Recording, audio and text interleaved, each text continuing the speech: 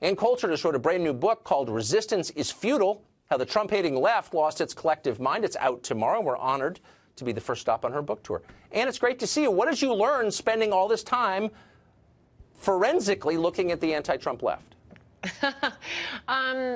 Well, I think your description just there describes the never-Trumpers beautifully.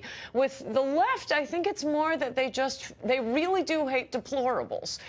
They hate the Walmart crowd, and that's what they see in Trump. They're able to attack the gun culture and Walmart and middle-class, middle Americans by attacking Trump without getting called on it because, you know, technically he's a billionaire who's president. But really, at the bottom of it, they just think he's icky. And so they go on and on about this existential crisis facing America and Russian collusion without allowing anyone else in their little closed set, so that even smart people, as you point out, they become crazier and crazier, and they are rewarded for being crazy, as John Brennan and Clapper and Comey were. I mean, at one point, it was the left who wanted to chop those three up and feed them to the dogs. And all they had to do is start sending unhinged tweets, as John Brennan has, and suddenly he's a hero. I go through in my book not only all of the lies Brennan has told and why he was hated, and for good reason, as head of the CIA and just constantly lying.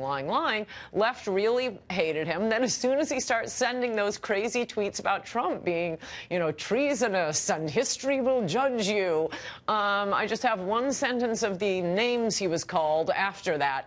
You know, one of the most honored men, MSNBC, deep credibility, CNN. Suddenly, it's a Cinderella story. Isn't that happy? Isn't that great? They welcomed him back. Can I ask you a question that I've been thinking about for the past year and a half, and I don't know the answer? So the group that the left hates most, the middle class, as you just correctly said, the group that Trump represents, is also the group doing the most poorly. The middle class is dying and shrinking. Its life expectancy has declined. Why don't they feel sorry for the middle class? It is their hatred of Trump has caused them to lose all reason. I mean, it seems to me it used to be, well, both political parties would claim to care about the working man, the middle-class family. Both political parties used to want to defend the border. Both political parties used to attack the concept of anchor babies and illegal aliens committing crimes and legal aliens committing crimes. But, I mean, you do kind of worry. Trump had this uncanny ability to raise important issues that Americans care about, but it's getting to the point. I mean, now, you know, my governor says America wasn't ever great.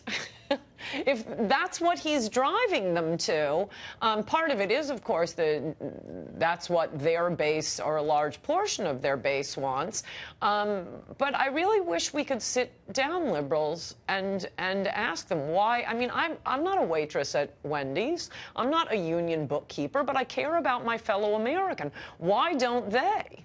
Well, it's a great question. It's an obsession of this show, and I honestly don't know the answer. But I do agree with you that it does seem like Trump, among other things, has totally corroded their own standards. Like, they will say anything. I mean, you can make a case against Trump and tell the truth, but they don't.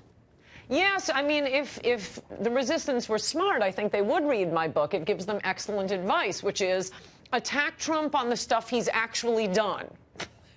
Don't keep, as my friend Joe DeVito says, it's a buffet. Don't keep bringing your own food to the buffet. There's plenty there to attack. You don't need to make things up, but they make things up, and the stories get crazier and crazier, and as luck would have it, I don't have a job, so I can spend months going through Nexus to see the complete insane contradictions of them saying the dossier is you know, it's proved. We know it's true because it was used to get a FISA warrant. It was used to get a FISA warrant on Carter Page. And then 10 months later, we find out that the dossier was Hillary Clinton-funded research. And suddenly, where did you get the idea that the dossier had anything to do with this investigation, with the warrant on Carter Page?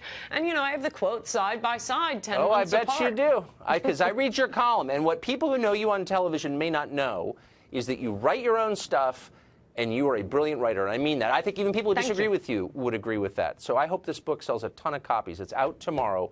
Resistance is Futile, greatest title of a book this year. Thank you, Ann Coulter.